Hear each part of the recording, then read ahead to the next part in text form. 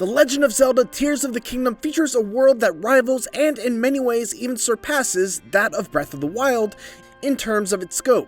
Whether you're new to Zelda's open world format or you know Hyrule like the back of your hand, you should expect things to have changed in many unexpected ways, including where to find armor, great fairies, towers, and many more secrets. There's a lot to unpack both in the opening Sky Island tutorial area and once you arrive back on the surface, and it's easy to get lost and not know what to do next. So to help out, we've compiled some of the most essential things to do first in Tears of the Kingdom. First up, you're going to want to get the warm leggings. The Great Sky Island is where you'll spend the first hour or two of your adventure, learning the ropes in a format that's fairly similar to Breath of the Wild's Great Plateau. But certain aspects and the abilities you collect will change things up. One thing that has not changed is the importance of finding a way to stay warm in cold weather environments. Aside from eating cooked peppers, sunshrooms, or making elixirs from warm Darner dragonflies, the best way to stay warm is to find suitable clothing. And one piece of armor on the Great Sky Island just happens to fill that role. Once you've survived the cold trek up the snowy eastern part of the island to the Gutan-backed shrine and gained the ability to ascend, you can use it right outside the shrine on the wooden ledge coming from a large hollow tree trunk at the top of the mountain. Look inside the trunk to find a small recess in the corner that holds a green Zonai chest. Open it to reveal the archaic warm greaves. This item will negate any freezing effects in basic cold temperature zones, and when combined with some cooked spicy peppers or applicable food, will fully negate even the most frigid environments you'll find. Next up, you're going to want to stockpile Zonai Devices.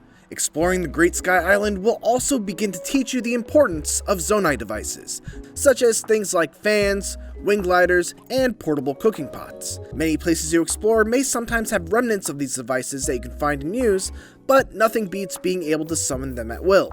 Luckily, such a way exists in the form of Zonai Device Dispensers, which are large globes filled with capsules like a toy machine. In exchange for tossing in Zonai charges, easily gained from defeating constructs or looting broken down relics, you'll gain a large amount of capsules that fit in your inventory and have no upper limit. Be sure to stop by the 2 dispensers on the island before heading down to the surface, and keep a good amount of devices like fans that you can take out whenever you find an abandoned vehicle in need of a good push, or wing gliders to get around between Sky Islands. Note that each device dispenser has a set variety, so you should always be on the lookout for more dispensers all over the place to broaden the devices you can pull out at any given situation. Next up, here's a familiar one: explore Hyrule Castle. When you first descend back down to the Kingdom of Hyrule, it's always tempting to run off and see what's changed, or get sidetracked exploring a newly opened cave. But hear us out. Play along with the main story quests for just a bit.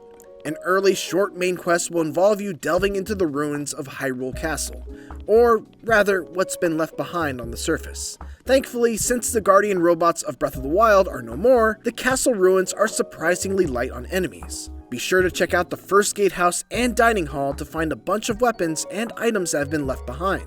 The real treasure can be found in the guard's chamber, but be warned, getting there is a little tricky, as a guard posted outside will turn you away until you advance the story. If you want to sneak past him now, look for a balcony on the ridge above, past the gatehouse. This room leads downstairs where 2 extremely tough enemies are hiding, but if you sprint through and down the left hall to the second passage on the left, they'll stop chasing you. There are a ton of weapons stashed here, but you'll need to skirt around 2 black bokoblins hiding under stairways. Head to the right side of the chamber and climb up around the broken stairs to the back of the room. Then Ultra Hand a makeshift bridge to the corner, and you can find a chest holding the Royal Guard uniform, which grants 4 defense right out of the gate. Next, you want to get the paraglider. Hold off on racing away from Central Hyrule to explore for just a bit longer, and be sure to check in with Pura after returning from the castle so they can activate the first Skyview Tower. In order to log more map points, they'll need to shoot you out of towers now, and thankfully, they'll give you back the paraglider first. With all the skyward exploring you'll be doing, the paraglider is absolutely essential for getting around, and you'll even be able to customize it later at the Hateno Dye Shop after finding new paraglider materials. Then you'll want to get a horse. Again. It will likely be a while until you can fly around on machines or build a crazy car, so in the meantime, getting around the surface will be made a lot easier with a trusty horse. Luckily, you should be able to spot a few just to the west of Lookout Landing. Horses spook easily, so if you have trouble approaching them, you may find it easier to surprise one from the air and shoot out of the nearby tower for height, and then mash the L button with your remaining stamina to calm it down, using stamina replenishing food if you run out. Once you've got one under control, you'll need a place to stable it. And luckily, there's one not too far away to the southeast at Riverside Stable that you can get to by following the roads from Lookout Landing. Stables now have a rewards program, so the more you visit new locations and the more horses you board, the more rewards you get in return.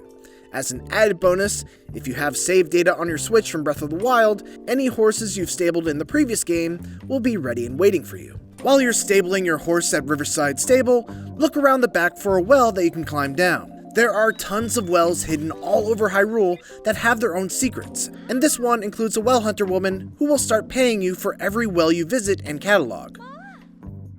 And then offer a fruit to the cherry blossom trees. An interesting mystery awaits you at various pink cherry blossom trees scattered around the surface of Hyrule, and one is located just to the east of the Hyrule Castle town ruins. By placing a fruit in the bowl at the foot of the tree, you'll find that nearby cave entrances, wells, and points of interest now emit a glowing blue light, and will continue to do so for a short duration. Use this feature in conjunction with your Purpad's zoom and map marking feature to mark interesting spots, and come back to them later when you're up for exploring. Then you're gonna want to go into the depths. Another early main quest you shouldn't pass up before running off to explore the wild world becomes available after getting your paraglider. Robbie will want your help investigating giant chasms that have appeared all over Hyrule, leading to a terrifyingly enormous underground region known as the Depths. By helping him out and diving into the Hyrule Field Chasm, you can catch up with him somewhere in the darkness by using Bright Bloom Seeds to navigate off to the west. He'll then activate the Purpad's camera function, which is necessary to undertake many other side quests in the world. And we'll also unlock the Hyrule Compendium feature to help keep track of the many creatures and items you find in your travels. And then you're going to want to help the monster control crew. Not far south from the Hyrule Field Chasm, you can spot Captain Hose with a militia aimed on taking out hordes of monsters, and they could really use your help. Agree to help them, and they'll move on to a fort by the Hyrule Garrison ruins. It will be a big and chaotic fight, but worth your while for clearing out monster hordes. Plus, you'll earn money for your trouble and can help yourself to all of the monster parts and weapons left behind by the battle. There are plenty more of these battles that can happen in every region, and may often block your progression into new areas, so having the monster control crew to help you out is always a bonus. Next up, fix that poor guy's sign. No matter where you end up traveling in Hyrule, you're sure to find a strange sight in the form of a man named Addison struggling to hold up a sign for the Hudson Construction Company. These are fun little puzzles that almost always have a different twist on trying to help him keep the sign from falling down when he lets go. Luckily, there's always construction supplies nearby to craft a sturdy support, at which point you can tell him to try letting go. If it works, he'll always reward you with pretty good stuff, including money, food, and tickets that let you sleep at any stable free of charge. Then you're going to want to get tips on armor locations. Like Breath of the Wild before it, Tears of the Kingdom has tons of different armor and clothing options to find while you explore. While you can buy some basic armor in Lookout Landing, you'll probably want to start looking for armor that adds bonus effects. Luckily, there are travelers who can help point out possible armor locations for you. If you head south and east on the road towards the Dueling Peaks, you'll likely run into a woman dressed in mushroom-themed clothing named Mishi. She happens to be a fashion hunter, and knows rumors of the locations of Misko's treasure, a bandit who hid away different types of clothing. Speaking to her in central Hyrule, she'll tag the locations of 3 caves that hold armor that will help you climb, increase your attack power, and reduce electric damage. She'll also mention to keep an eye out for her in other regions, and she'll even give you more tips on where to find armor across all the land. And then, find Impa and the Geoglyphs. You may have noticed them on your dive down from the Sky Islands, but strange patterns and glyphs have appeared all over the land, and are usually visible from high up in the air. These serve a special purpose, but you'll need to undertake a quest to divine their true nature.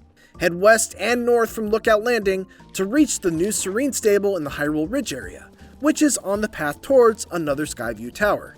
Nearby in the field is a large glyph that is being investigated by none other than Impa of the Sheikah tribe. By helping her divine its true nature, you'll be able to unlock special features not unlike the memory locations of Breath of the Wild. And then of course you're going to want to locate Hestu. Odds are you may have stumbled across a Korok as early as the Great Sky Island, which may fill you with joy or dread depending on how you felt about collecting Korok seeds in Breath of the Wild.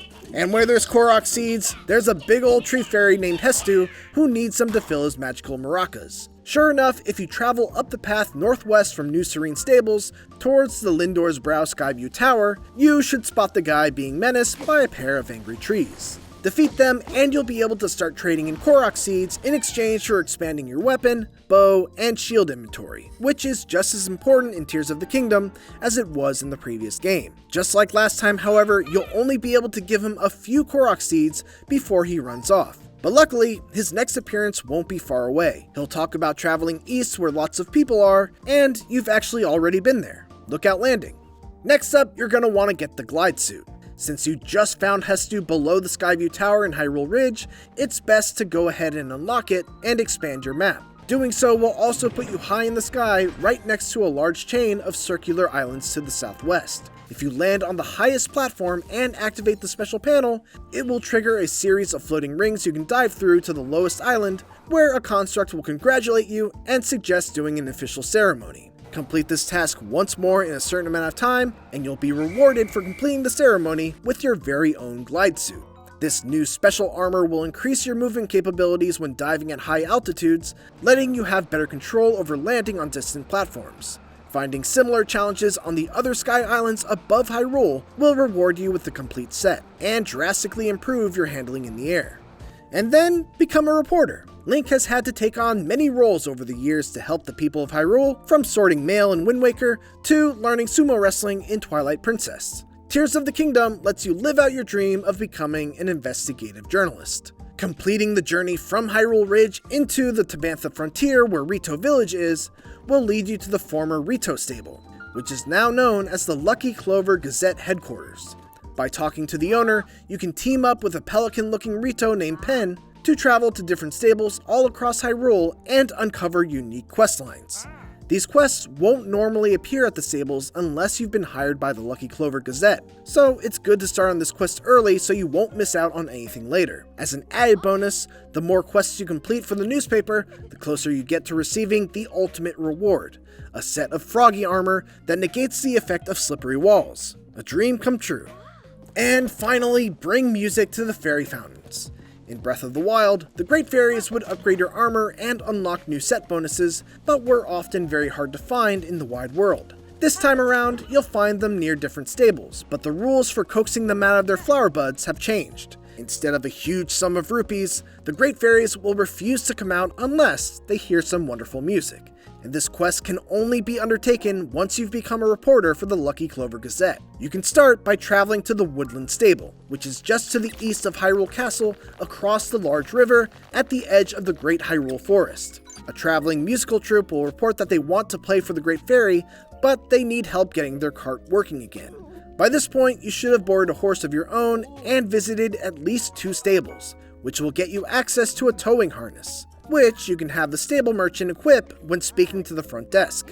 Fix up the cart's broken wheels using Ultra Hand, and then drag the cart over to your horse's towing harness to glue it on.